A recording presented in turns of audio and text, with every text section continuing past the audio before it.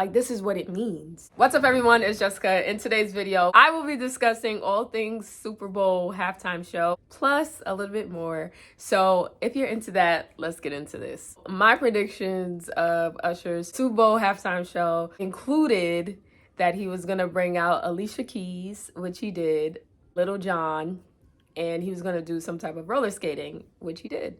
All those three things he did, plus more.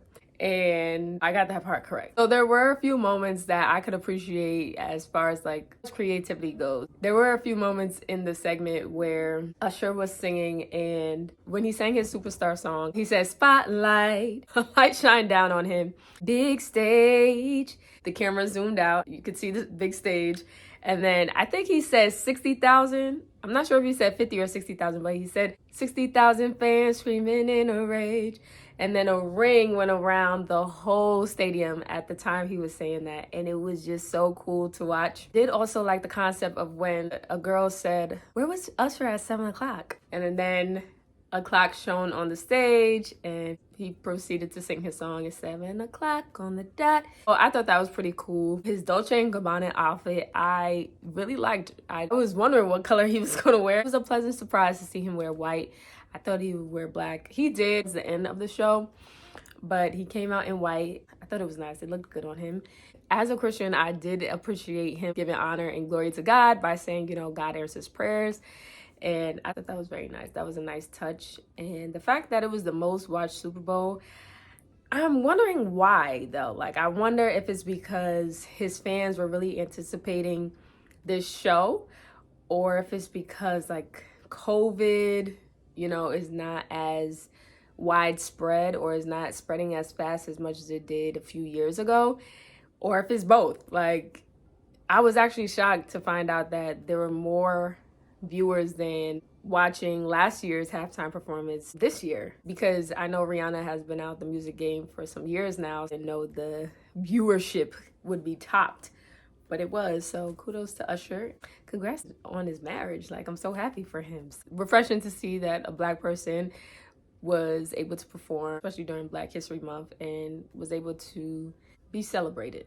Now, as far as the actual songs and the lyrics and things like that, I really do not listen to secular music anymore. So that's the next part of this video, where I'm going to be discussing my spiritual transformation from a few years ago till now.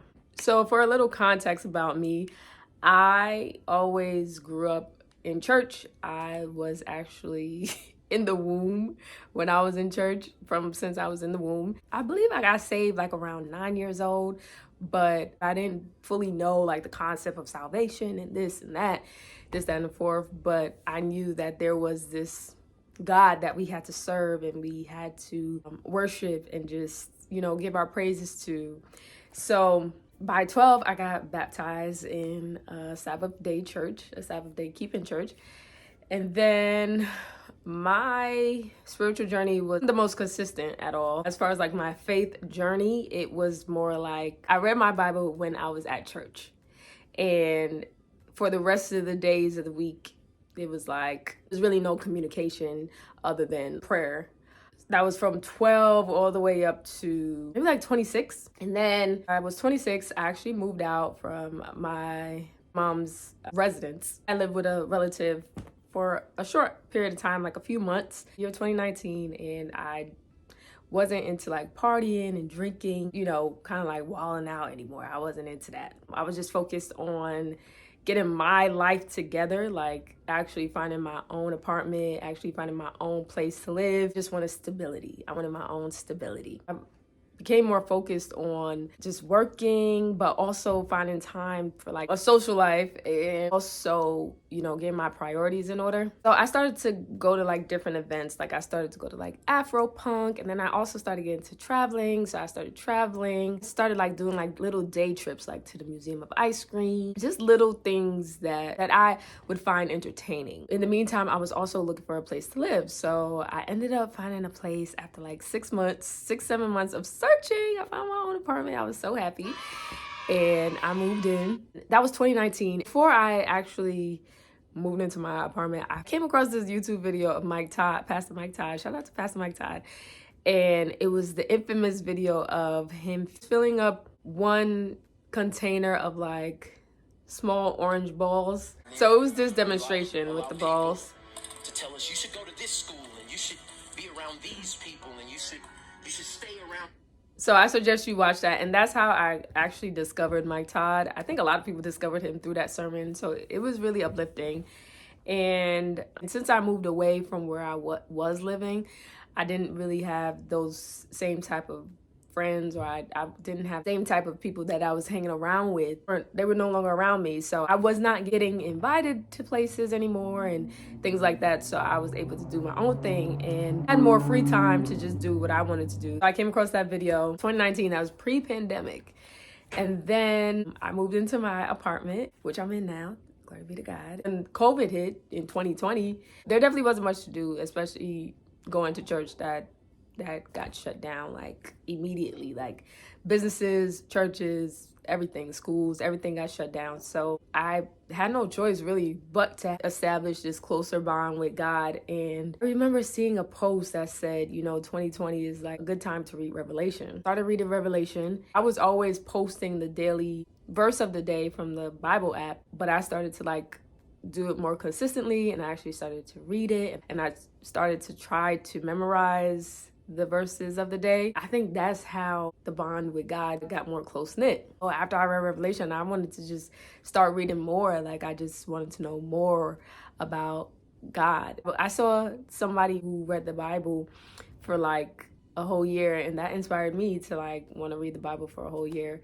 So that became like my New Year's resolution. I have not read the Bible in a year yet, but we're working on it. I started to read more books of the Bible myself in the easy to read version, just so I could understand it a bit more than the language that's used in the King James version. During that time, like I was still listening to secular music, Summer Walker. I was still listening to Trey Songz a little bit, but I was listening to songs that did not make me feel like I want to turn up. Led to me start listening to Sierra. I started better things, ain't got time for petty things. And then I started to listen to just more songs with more meaning. When I had my initial Pandora playlist from years ago, it had T-Pain, it had Sierra, it had Trey Songz, it had Drake, it had Tony Braxton. I mean, just all secular music artists. As Christians, we have to be careful of what we let in, like into our heart, into our ear gates, into our eye gates. So gradually I just started to delete the secular artists, and I started to add contemporary gospel radio, Jonathan McReynolds radio, Ty Tribbett radio, William Murphy radio, CeCe Winans, Jacqueline Carr gospel radio. That solidified my transformation. I'm like, okay, just looking back at my spiritual journey, I'm like, I used to listen to all these kind of artists and all this kind of music, but it wasn't edifying me. Now that I'm listening to this curated playlist, my life has changed drastically. So much so that this past Christmas, I was listening to gospel music, I think more than I was listening to Christmas carols. And I remember I made a video talking about this, and I got so many comments underneath the video, and people were like, I agree, like Christmas wasn't the same this year. Christmas wasn't the same. And it just goes to show like the true meaning of Christmas, like Jesus' birth, like the fact that he was born and he existed as a baby and he still exists today. Like I feel like that solidified it all, and I was just like, oh wow, I'm so happy. Also solidified my transformation was the fact that I no longer wear pants. Like I stopped wearing pants, I think in the year of 2020 or 2021. My early 20s, I was wearing like skinny jeans, Fashion Nova jeans, high-waisted jeans, all types of, skin tight jeans. And then it slowly, gradually went on to like loose capris, like loose slacks, looser fitting pants, and then just changing to skirts and dresses. So when 2 Timothy talks about, by the grace of the Lord Jesus Christ, we are led from strength to strength, from faith to faith and from glory to glory. Like, this is what it means. From me not wearing like pants anymore, or me not listening to secular music, like these things that we may find little, like this is glory. This is moved from glory to glory and faith to faith. And it makes me feel like where I'm at now is like, well, what's next? With every journey in life, it's like same applies spiritually. Never knew what I knew until now. Like, I didn't know that my spiritual journey would include things that I experience in my regular day-to-day life journey. It's just like building a muscle. I would advise, if wherever you're at in your spiritual journey, have grace on yourself. Just have grace, have faith, of course, but definitely give yourself grace, because it's a walk. It's definitely a walk. It's not a marathon. It's not a run. It's not a race. It's a daily walk. It's a daily death to self. So give yourself time, give yourself grace. Now, don't take advantage of grace.